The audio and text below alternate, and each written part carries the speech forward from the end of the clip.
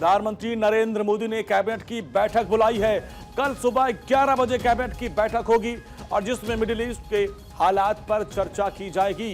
Middle east में जिस तरीके से हालात गंभीर होते जा रहे हैं, उसको लेकर भारत की क्या रणनीति रहेगी, इसको लेकर एक कैबिनेट की बैठक प्रधानमंत्री नरेंद्र मोदी ने बुलाई है। और हमारे पॉलिटिकल एडिटर अदिति नागर हमारे साथ है। अदिति, कल कैबिनेट की बैठक, क्या एजेंडा? देखिए, जाहिर तौर पे हर बार कैबिनेट की बैठक होती है, बेहद महत्वपूर्ण मुद्दों पर होती है। दो इम्पोर्टेंट चीजें हैं। 16 तारीख को एक तो महिला आरक्षण बिल आ रहा है, उसको लेकर भी चर्चा हो सकती है। दूसरी इम्पोर्टेंट बात है कि वेस्ट एशिया में जिस तरीके के हालात हैं, तो जो खास तौर पर जो इम्पोर्टेंट मिनिस्ट्रीज हैं जिनका डायरेक्ट पब्लिक इंटरेक्शन रहता है या पब्लिक डीलिंग रहती है, चाहे फिर वो बिजली की बात कर लें, गैस की बात कर लें, इसके साथ साथ और तमाम तरीके के ट्रांसपोर्ट की बात कर लें, तो जो इम्पोर्टेंट जगह मंत्रालय है उनसे भी जाहिर तौर पर, और एग्रीकल्चर है, पूछा जाएगा। तो कल की कैबिनेट की बैठक इम्पोर्टेंट है। संभवतः सीसीएस की बैठक भी हो सकती है अपडेट लेने के लिए, क्योंकि इन दिनों प्रधानमंत्री चुनाव प्रचार को लेकर भी व्यस्त है। लेकिन जहां एक तरफ चुनाव प्रचार को लेकर व्यस्त है, वहां लगातार दूसरी तरफ से स्ट्रेट ऑफ हॉर्मुज से भारत के जो ऑयल गैस है वो लगातार आ रहे हैं।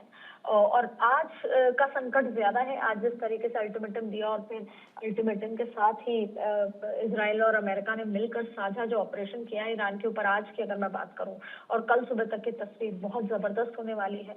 ईरान की तरफ से रिटेलिएशन आने वाला है। तो इन सब चीजों को देखते हुए आज की जो बैठक है वो बेहद खास लग रही है, जो कल कैबिनेट की बैठक होगी, जिसमें सभी मंत्रालय, संबंधित मंत्रालय के साथ साथ जो अपडेट है उस पर चर्चा होगी और सीसीएस की भी बैठक प्रधानमंत्री ले सकते हैं।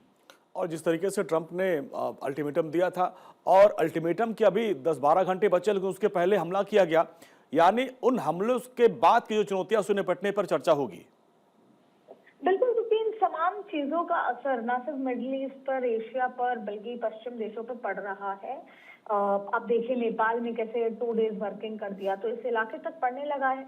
तो इन सब तमाम चीजों को देखते हुए भारत के पास क्या कंटिजेंसी प्लान है, रिसेशन, जॉब्स, इन तमाम चीजों को लेकर क्या प्लान है। पर उससे पहले है कि हमारा जो सामान यहाँ से जाता है और वहां से आता है, जैसे हमारे तरबूज, एग्रीकल्चर सेक्टर से बहुत सारी चीजें आती हैं जो अभी शिप पर अटकी हुई हैं। अंडों की बात कर ले, मिडिल ईस्ट जाते हैं, फिर हमारे लोगों की बात कर ले, तो इन तमाम चीजों को लेकर पूरा फीडबैक प्रधानमंत्री लेंगे।